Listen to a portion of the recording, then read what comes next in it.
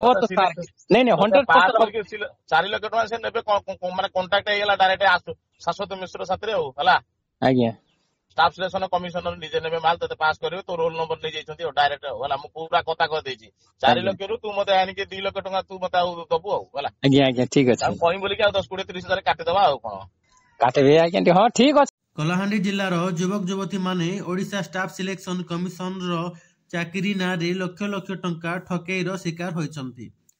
BJD ସରକାର ପୂର୍ବତନ ମୁଖ୍ୟମନ୍ତ୍ରୀ ନବୀନ ପଟ୍ଟନାୟକଙ୍କ ପ୍ରଶାସନିକରେ ଦଲାଲ ମାନେ କଳାହାଣ୍ଡି ଆସି ଠକି ନେଇଛନ୍ତି। ଅଭିଯୋଗ ଆସୁଛି ଯେ ଆଇଏଏସ୍ ଅଫିସର ଶାଶ୍ୱତ ମିଶ୍ରଙ୍କ ଦଲାଲ ମାନେ ଓଡ଼ିଶା ଷ୍ଟାଫ ସିଲେକ୍ସନ କମିଶନ ନାଁରେ ଚାକିରି ଦେବା ଆଉ ପ୍ରଲୋଭନ ଦେଖାଇ କଳାହାଣ୍ଡିରୁ ଲକ୍ଷ ଲକ୍ଷ ଟଙ୍କା ଠକି ନେଇଛନ୍ତି। ଏବେ ଚର୍ଚ୍ଚା ହେଉଛି ଯେ ଠକାମିର ଶିକାର ହୋଇଥିବା ଯୁବକ ଯୁବତୀ ମାନେ କେଉଁ ସରକାରର ଆଶ୍ରୟ ନେବେ ଓ କେଉଁ ପ୍ରଶାସନିକ ପାଖେ ଅଭିଯୋଗ କରିବେ।